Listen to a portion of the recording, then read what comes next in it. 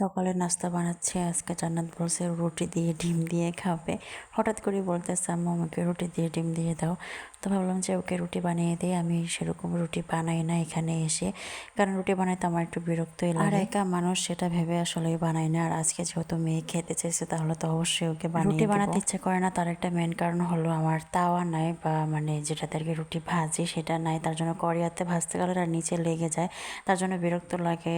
এর জন্য আর কি বানানো হয় না। দেখি আবার কোনো সময় যদি বাজারে যাই তাহলে একটা তাওয়া কিনে নিয়ে আসবো। তো যাই হোক, এখানে রুটিগুলো আমি বেলে নিতেছিলাম। বেশি বানাবো না, 3-4টার মতো আর কি। বেশি বানালে পরে দেখা যায় আবার ফেলে দিতে হবে, তাই অল্প করে বানাবো যাতে এখন খেয়ে যাতে শেষ হয়ে যায়, জান্নাত খেতে পারে, আমি একটা খেতে পারি, সেই অনুযায়ী বানাবো। আমার রুটি দেখে তো বুঝতে পারতেছেন একেবারে গোল হয় না, মানে কি বলবো, একা বাঁকা, মানে কিরকম জানি হয়। যতই গোল করার চেষ্টা করে গোল আর হয় না, নিচেই খালি লেগে যায়। কত যে গুঁড়ি দিই তারপরও গোল হয় না।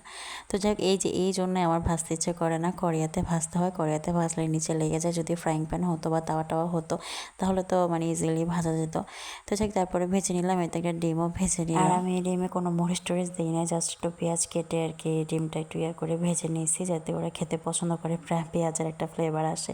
তো এখানে রান্নাবান্না করে নিতেছিলাম। আজকে ভটভটি দিয়ে, আলু দিয়ে, মাছ দিয়ে রান্না করবো। আমার জান্নাত এই তরকারিটা দিয়ে ভাত খেতে অনেক পছন্দ করে, তার জন্য আর কি বেশি করে আলু দিয়ে বরবটি দিয়ে রান্না করা। আমার জানি না কি হয়েছে, এখন কোনো কিছুই খেতে ইচ্ছে করে না, মানে কোনো কিছুই না, মানে ভাত না খেয়ে থাকতে পারলে মনে হয় সবচেয়ে বেশি ভালো লাগে। আসলে টেনশন মানুষের জীবনে সবচেয়ে খারাপ একটা জিনিস।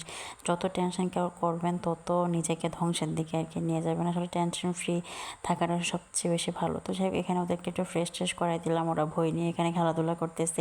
এই ভই নিয়ে দুই বোনও ঝগড়া শুরু করে দিয়েছে, এই জন্য টানাটানি করে। মানে যত কিছুই দিই তারপরও দুজনেরটা নিয়ে টানাটানি করতেই থাকবে, মানে ওর কাছে যেটা থাকে ওরও সেটা লাগে। আর আজকে বাইরে অনেক রোদ উঠছে, কিন্তু বাইরে রোদ হলে কি হবে, আজকে অনেক বাতাসও ছিল। আর আজকে বাইরে সুন্দর আমার বড় পাখিটার আজকে 4-5 দিন ধরে অনেক জ্বর, মানে একটু মানে ওষুধ খাওয়ালে জ্বরটা কিছুক্ষণ কম থাকে, তারপরে আবার অনেক জ্বর বেড়ে যায়। তার জন্য আজকে ডক্টরের কাছে আর কি নিয়ে গেলাম, কারণ এত জ্বর। আমি নাপা খাওয়াইছি 3 দিন ধরে, কোনো কম নাই, তারপরে আবার রেনোপা খাওয়াইছি, তারপরেও কমে নাই। তো ভাবলাম যে আজকে একটু ডক্টরের কাছে নিয়ে যাই, যে কেন জ্বর হইতেছে বা কী কারণে হইতেছে।